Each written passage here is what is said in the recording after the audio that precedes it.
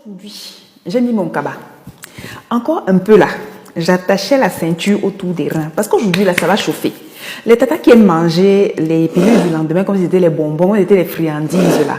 Je vous ai dit que j'allais m'asseoir sur votre vous êtes parce que c'est la preuve, du moins je l'espère, que le contenu qui est proposé sur cette chaîne vous permet de vous prendre en charge de manière autonome. La pilule du lendemain n'est pas une pilule abortive, ce n'est pas une pilule d'avortement.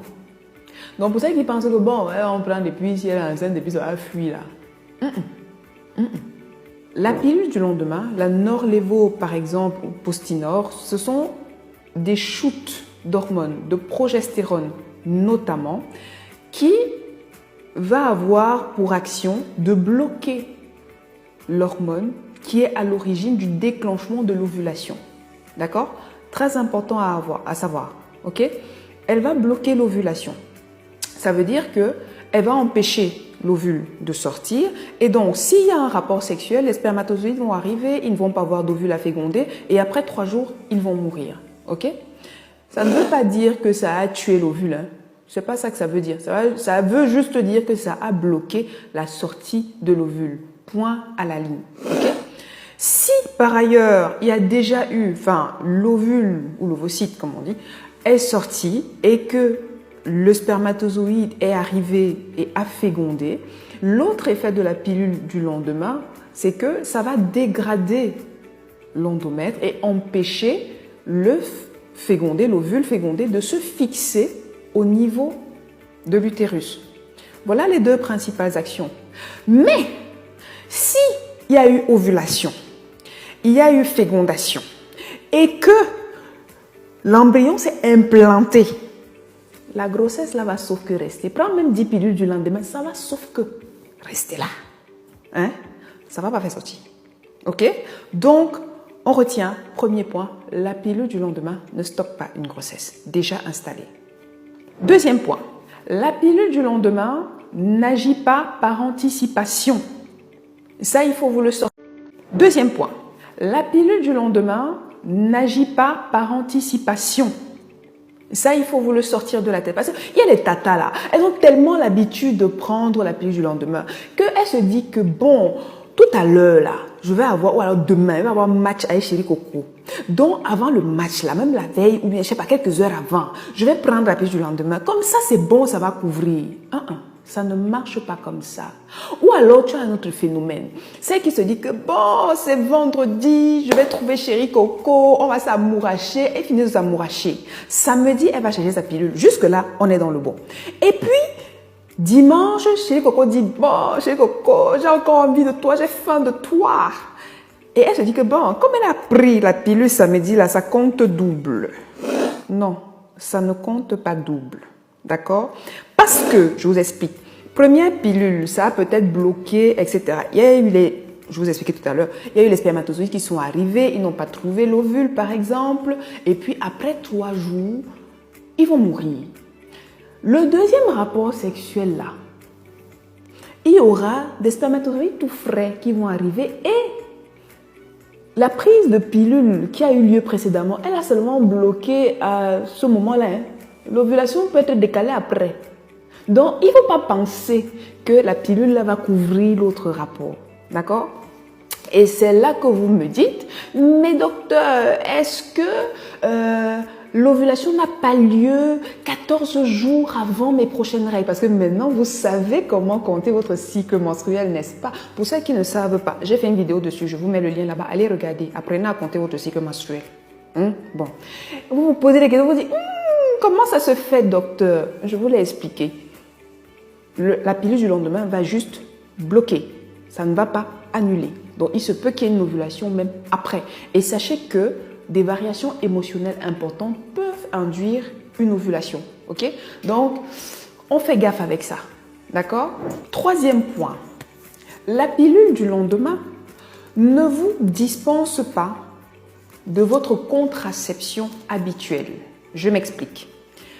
La pilule du lendemain, elle est à prendre dans les 72 heures, dans les 3 jours qui suivent le rapport sexuel non protégé. D'accord? Et il faut savoir, entre parenthèses, que plus vous vous éloignez du rapport dans le temps, du rapport sexuel non protégé, moins la pilule est efficace. Sachez-le. Maintenant, si vous prenez une pilule classique et que vous avez eu à oublier votre pilule et qu'en parallèle, vous avez eu un rapport sexuel dans les 72 heures qui précèdent la prise de votre pilule, il est conseillé de prendre une pilule du lendemain et pendant les 7 jours, autant pour moi, les 7 jours qui suivent l'oubli de la pilule, d'utiliser en plus un préservatif. Ok? Très important à savoir. Donc, celle qui pense que parce qu'elle a pris la pilule du lendemain, là, elle va faire une pause dans sa plaquette de pilules et puis ça va aller. On continue de prendre sa pilule habituelle. Pourquoi? Parce que la pilule du lendemain, c'est une pilule à prendre de manière ponctuelle. Ça ne couvre pas sur le long. Ça bloque, c'est un phénomène. Comment je vais vous expliquer ça? C'est un phénomène ponctuel. C'est pas une pilule, une contraception longue durée. Voilà, retenez ça comme ça. Bon.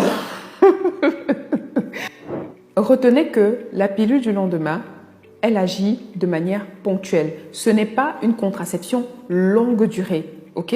Donc, c'est pour ça qu'il faut, après l'oubli de votre pilule classique, vous prenez la pilule du lendemain pour bloquer une éventuelle ovulation, sinon une éventuelle implantation. Et le reste du temps, vous devez reprendre votre pilule, même si elle est plus faiblement dosée, afin de permettre de maintenir une contraception sur le long terme. Quatrième point, et pas des moindres, la prise de pilule du lendemain n'est pas sans risque. Ok? Quand vous prenez la pilule du lendemain, je le répète encore, ce sont des shoots hormonaux. Quand vous prenez déjà une seule pilule, vous pouvez avoir un retard de règles pour vos prochaines règles, de plus ou moins 3, 4, 5 jours pour certaines. Imaginez que vous prenez sur une courte période une pilule, 2 pilules, 3 pilules. Vous imaginez le décalage. Après, vous avez des retards de règles de 1 semaine, 2 semaines, 3 semaines. Vous êtes surprise. Vous pensez que c'est dû à quoi? Alors, gros disclaimer. À partir du moment où vous avez pris la pilule du lendemain et que vous avez un retard de règles qui dépasse 5 jours, 1 semaine, faites un test de grossesse quand même. Même si vous avez pris plusieurs pilules du lendemain, faites quand même un test de grossesse. Important à savoir. Mais si vous avez pris plusieurs pilules du lendemain et que vous voyez un gros retard de règles, sachez que ça peut être dû à une succession de prises de pilules du lendemain. Maintenant, je vois la question venir ici de loin.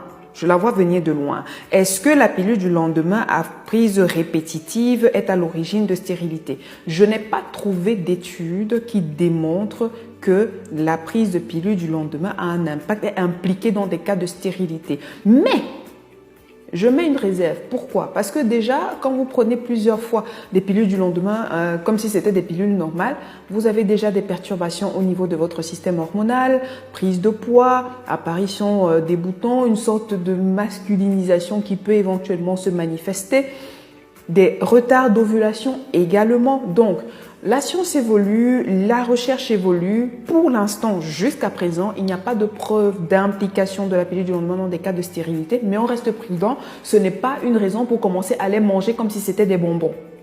D'accord? Très important, notez-le. Ok? Si vous avez le sentiment que vous prenez trop souvent la pilule du lendemain, optez pour une contraception longue durée.